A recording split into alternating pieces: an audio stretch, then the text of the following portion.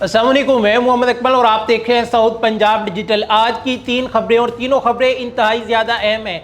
सबसे पहले बात करेंगे पाक अफगान मुज़ाकरात के बारे में, जो कि नाकाम हो गए। पाक अफगान मुज़ाकरात का ये तीसरा दौर था जो कि जुमेरात को शुरू होता है और 2 दिन तक जारी रहता है, लेकिन ये मुज़ाकरात नाकाम हो गए। ये नाकाम क्यों हुए, इस पर बात करेंगे। ख्वाजा आसिफ का एक बड़ा बयान सामने आता है, वो मैं आपके साथ शेयर करूंगा। इसके साथ साथ हमारे फोर्सेस की जानिब से 2 बड़ी कार्रवाइयाँ की जाती है। एक एफसी की जानिब से कार्रवाई की जाती है और दूसरी कार्रवाई जो है पाकिस्तान नेवी की जानिब से की जाती है। अगर मैं एफसी की बात करूं तो उनकी जानिब से क्लात में एक ऑपरेशन किया जाता है जिसमें 30 के करीब जो दहशतगर्द थे वो जहन्नुम वासिल किए जाते हैं। अब ये दहशतगर्द कैसे जहन्नुम वासिल किए गए, ऑपरेशन कैसे हुआ, क्यों किया गया, क्या वजह थी, ये जो दहशतगर्द थे ये कौन थे, ये मैं आपके साथ शेयर करूंगा। और इसके साथ साथ नेवी पर आते हैं। नेवी की जानिब से जो कार्रवाई की जाती है, जैसा कि आपको पता है कि भारत ने उनकी ट्राई फोर्सेस ड्रिल जो है उनके हवाले से नोटम जारी किया हुआ था और इधर पाकिस्तानी फोर्सेस की जानिब से भी नोटम जारी किया गया था। इनकी फोर्सेस का पाकिस्तानी फोर्सेस ने भी अपनी ड्रिल के लिए नोटम जारी किया था। अब पाकिस्तानी नेवी जो है वो वहाँ पर ड्रिल कर रही थी समंदर में। वहाँ पर क्या देखती है कि तकरीबन 9 भारतीय जो है उन्हें गिरफ्तार कर लिया जाता है। 9 हिंदुस्तानियों को उस नोटम की खिलाफ वर्जी करने पर गिरफ्तार कर लिया जाता है। उनकी जो कश्तियाँ थी वो तहवील में ले ली जाती है। अब ये क्यों गिरफ्तार हुए हैं, ये लोग कौन थे, इस पर भी बात करेंगे। सबसे पहले आते हैं जो आज का हॉट टॉपिक है, पाक अफगान मुज़ाकरात। पाकिस्तान और अफगानिस्तान के दरमियान जो मुज़ाकरात थे ये चल रहे थे, इनके 3 दौर चले हैं, लेकिन उसके बावजूद भी ये जो मुज़ाकरात है वो कामयाब ना हो पाए। उसकी वजह ख्वाजा आसिफ ये बताते हैं कि अफगानिस्तान के वफद वहाँ पर आए तो हुए थे, लेकिन वो बगैर किसी प्लानिंग के, बगैर किसी प्रोग्राम के आए हुए थे। यानी कि कोई भी रिटन एग्रीमेंट करने पर वो तैयार नहीं थे, किसी भी एग्रीमेंट पर वो साइन करने के लिए तैयार नहीं थे। अफगानिस्तान की जानिब से ऐसे मुतालबात सामने रखे जा रहे थे जो नाकाबिले कबूल है, जिनका मकसद सिर्फ और सिर्फ राह फरार इख्तियार करना है। कि ऐसे इल्ज़ाम लगा दिया जाए कि पाकिस्तान एग्री नहीं हुआ, लेकिन पाकिस्तान का सिर्फ और सिर्फ एक मुतालबा था कि दहशतगर्दी को ख़त्म किया जाए। अफगानिस्तान से पाकिस्तान पर जो हमले होते हैं, जो फितनतुल ख्वारिज आते हैं आगे पाकिस्तान में दहशतगर्दी फैलाते हैं, कि उनको कंट्रोल किया जाए, लेकिन अफगानिस्तान इस पर मानने पर तैयार नहीं है। हमने आपको कल बताया कि अफगानिस्तान ने टीटीपी के जो अहम कमांडर हैं उन्हें अब जो शहरी आबादी है वहाँ पर छुपाना शुरू कर दिया है। जहाँ पर स्कूल्स है, हॉस्पिटल्स है, लोगों की रहायशें, आम शहरी रहते हैं, वहाँ पर छुपाना शुरू कर दिया है, क्योंकि पाकिस्तान ने तहैया किया हुआ है कि अब हम किसी भी दहशतगर्द को जो पाकिस्तान के अमन का दुश्मन है, पाकिस्तान की खुशहाली का दुश्मन है, हम नहीं छोड़ेंगे। तो अब उन्होंने अपने जो हाइड आउट्स हैं वो नॉर्मल लोग जो हैं, जो आम शहरी हैं, उन्हें बना लिया है कि वो वहाँ पर रहते हैं। और उनके तर्जुमान कहते हैं कि अगर पाकिस्तान हमारी शहरी आबादियों को टारगेट करेगा, हम उनकी तस्वीर और पिक्चर्स जो है आलमी मीडिया को प्रोवाइड करेंगे। अब ये सारी चीज़ें एक प्लानिंग के थ्रू हो रही है। अफगानिस्तान इस चीज़ पर एग्रीमेंट करने के लिए तैयार नहीं है कि पाकिस्तान पर अफगानिस्तान की जानिब से जो टेरर अटैक होते हैं, जो ख्वारिज आते हैं, वो आइंदा दाखिल नहीं हो गए। इस बात से वो आ रही है। इस वजह से जो मुज़ाकरात है वो कामयाब नहीं हो पाए। पाकिस्तान की तरफ से जो वफद गया हुआ था उसकी जो सदारत कर रहे थे ISI के director general lieutenant general Asim Malik साहब कर रहे थे। उनके साथ साथ आला फौजी क़यादत, खुफिया और वजारत खारजा के कुछ आला हुकाम मौजूद थे। अब बात यह है कि पाकिस्तान ने दोबारा अफगानिस्तान के रिक्वेस्ट पर सीज़ फायर के लिए दोबारा से एग्रीमेंट का जो तीसरा टेन्योर था, तीसरा दौर था, उस पर भी राजी हो गया। लेकिन अफगानिस्तान की जानिब से दोबारा से सिर्फ एक ड्रामा रचाया जा रहा है। इधर से ये ड्रामा करते हैं पाकिस्तान के साथ अमन मुआहदे का, पाकिस्तान के साथ सीज़ फायर करने का, लेकिन दूसरी तरफ हम देखते हैं कि अफगानिस्तान किस तरह से दोबारा से पाकिस्तान पर फायरिंग शुरू कर देता है। पाकिस्तानी पोस्टों को निशाना बनाया जाता है। गुज़िश्ता रोज़ हमने आपको बताया था कि किस तरह चमन बॉर्डर पर पाकिस्तानी पोस्टों पर बिला इश्तियाल फायरिंग की जाती है। जब यह बिला इश्तियाल फायरिंग होती है तो फिर पाकिस्तानी इसका भरपूर जवाब देते हैं। जो अफगानिस्तान वाले थे वो फिर डरकर भाग जाते हैं, अफगानी वहाँ से डरकर भाग जाते हैं। तो अफगानिस्तान कभी भी अमन मुआहिदा नहीं करेगा। उसकी बड़ी वजह है पाकिस्तान ने बड़ी कोशिश की है, लेकिन अफगानिस्तान अमन मुआहिदा नहीं कर रहा और बहुत मुश्किल है अफगानिस्तान अमन मुआहिदा करे। अगर अफगानिस्तान अमन मुआहिदा करता है तो उनकी जो इकोनॉमी है वो बिल्कुल ख़त्म हो जाएगी। आप ये सुनकर हैरान होंगे कि अमन मुआहिदे से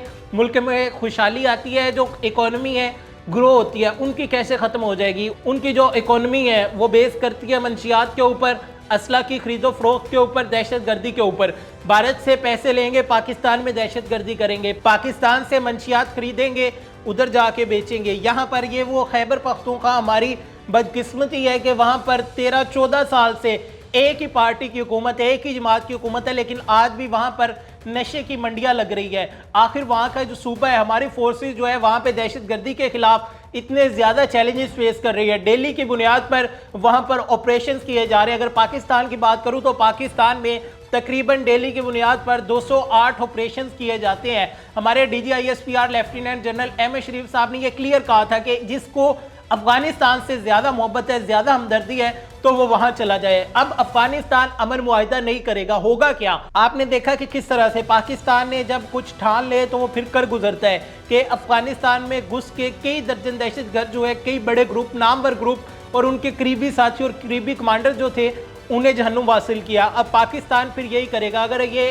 सीज फायर नहीं करते, सीज फायर की खिलाफ वर्जी करते हैं, मतलब प्रॉपर एग्रीमेंट नहीं करते, पाकिस्तान पर हमला करेंगे, तो उसके बाद फिर ये होगा कि पाकिस्तानी फाइटर जेट्स जाएंगे और जाके अफगानिस्तान को 5 मिनट में नेस्तो नाबूद करके वापस आ जाएंगे। क्योंकि अफगानिस्तान को हमारे लिए बड़ा चैलेंज नहीं है अफगानिस्तान को फेस करना। हम सिर्फ ये चाह रहे थे कि अमन मुआहिदा हो जाए, लेकिन अफगानिस्तान ये सोच रहा है कि पाकिस्तान की पता नहीं क्या मजबूरी है, पाकिस्तान क्यों कह रहा है कि आप हमारे साथ अमन मुआहिदा कर लो। तो उसकी वजह सिर्फ और सिर्फ ये है कि पाकिस्तान अमन चाहते हैं। आप लोग नहीं चाहते, कोई बात नहीं। अगर आप लोग अब दोबारा दहशतगर्दी करोगे, सीज फायर की खिलाफ वर्जी करोगे, तो हमारे शाहीन फिर आएंगे 5 मिनट में अफगानिस्तान का नक्शा मिटा के। इंशाल्लाह 2026 में जिन बच्चों को फिर पाक अफगान के बारे में पढ़ाया जाएगा, अफगानिस्तान का नाम आएगा, तो बच्चे पूछेंगे कि अफगानिस्तान क्या है।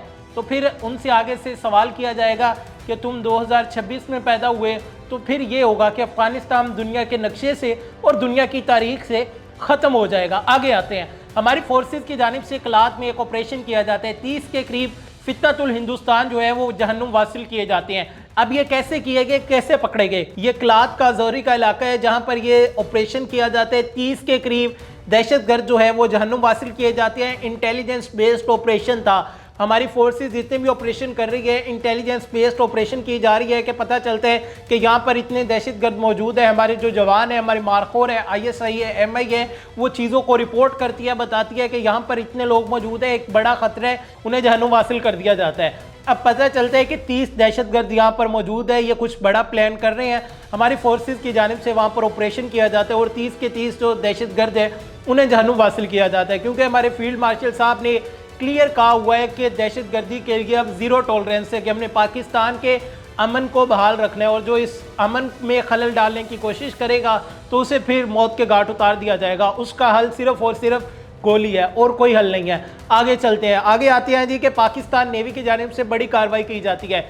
पाकिस्तान नेवी की ड्रिल्स जारी है। पाकिस्तान नेवी ने नोटम जारी किया हुआ था कि हम अपनी ड्रिल्स कर रहे हैं। अब नोटम की खिलाफ वर्जी की जाती है कुछ हिंदुस्तानियों की जानिब से। तकरीबन 9 के करीब ये हिंदुस्तानी थे जिन्हें हमारी फोर्सेस की जानिब से गिरफ्तार कर लिया जाता है। अब यहाँ पे अलमिया ये है, अब आप प्लानिंग देखें, उधर से भारत नोटम कर रहा है, उधर से भारत एक्सरसाइज कर रहा है, भारत ड्रिल्स कर रहा है, उनकी फोर्सेस वहाँ पर मौजूद है, उन्होंने भी नोटम जारी किया हुआ है। इधर से पाकिस्तान ने नोटम जारी किया हुआ है। अब कोई आम मछेरा या आम लोग जो है, माहीगीर है, वो इस एरिए में आने की कोशिश नहीं करेंगे। ये कौन लोग थे? ये भारतीय एजेंट थे जो पाकिस्तानी फोर्सेस की जानिब से, पाकिस्तानी नेवी की जानिब से पकड़े जाते हैं, क्योंकि ये लोग रैकी के लिए आ रहे थे। इस दफ़ा कहा जा रहा है कि अगर भारत कुछ प्लान करेगा तो वो बहरी हमला करेगा। अब भारत वाले अगर इतने चुनने काके हैं कि उनके पास से, उनके एरिए से कश्तियाँ गुजर कर आ रही है, 9 लोग आ रहे हैं और उनकी फोर्सेस को पता नहीं चल रहा, तो फिर तो आपका वो कहाँ गया INS विक्रांत, और कहाँ गई आपकी नेवी, कहाँ गया वो मोदी? नेवी से मिल रहा था, राजनाथ सिंह है आके नेवी के जो कमांडर्स हैं उनसे मुलाकात कर रहा था, उनकी मीटिंग अटेंड कर रहा था, तो फिर उसका क्या फायदा अगर आप ये 9 लोगों को ही नहीं रोक सकते? मैं अपना एनालिसिस यहाँ पे आप लोगों को बता रहा हूँ कि भारत की जानिब से रैकी करने के लिए माइट भी पॉसिबल या उनके जासूस भेजे गए हों जिन्हें हमारी फोर्सेस की जानिब से, क्योंकि मैं हमेशा कहता हूँ कि हम लोग बेखबर नहीं है, हम लोग बाखबर है। तुम लोग कहाँ पर क्या कर रहे हो, तुम्हारी जो आला क़यादत है वो कहाँ पर मौजूद है, हमें सब पता है। हमने जब तुम्हें टारगेट करना हुआ, निशाना बनाना हुआ, तो उसी टाइम पे बना लेंगे। भारत कुछ ये प्लान कर रहा है कि ये लोग जाए पाकिस्तान में पहुंचे और पाकिस्तान में जाने के बाद रैकी करे और रैकी करके हमें बताए कि पाकिस्तानी फोर्सेस जो है कहाँ कहाँ पर मौजूद है, कहाँ कहाँ पर तैनात है। तो पाकिस्तान इन तमाम चीज़ों से बाखबर है। इन लोगों को पाकिस्तानी फोर्सेस की जानिब से पकड़ लिया जाता है और एक दफ़ा फिर से भारत को ये मुंह की खानी पड़ती है। उम्मीद करते हैं आपको ये वीलॉग पसंद आया होगा। मैं ये पैगाम देना चाहता हूँ कि पाकिस्तानी फोर्सेस हमेशा अलर्ट है। हमने आपको बताया था कि 6 नवंबर से लेकर 11 नवंबर तक भारत में इलेक्शन है और मोदी इस इलेक्शन के दरमियान में कोई ना कोई एडवेंचर लाजमी करेगा। अल्लाह ना करे ऐसा कुछ हो, लेकिन अगर मोदी करेगा तो हमारी फोर्सेस हाई अलर्ट पर है, हमारी फोर्सेस बिल्कुल रेडी है आपका जवाब देने के लिए, आपका मुंह तोड़ने के लिए और आपको एक दफ़ा फिर से पूरी दुनिया में ज़लील व रुस्वा करने के लिए। अपने मेज़बान मोहम्मद अकमल को दीजिए इजाज़त, दोबारा मुलाकात होगी अल्लाह ने के बाद।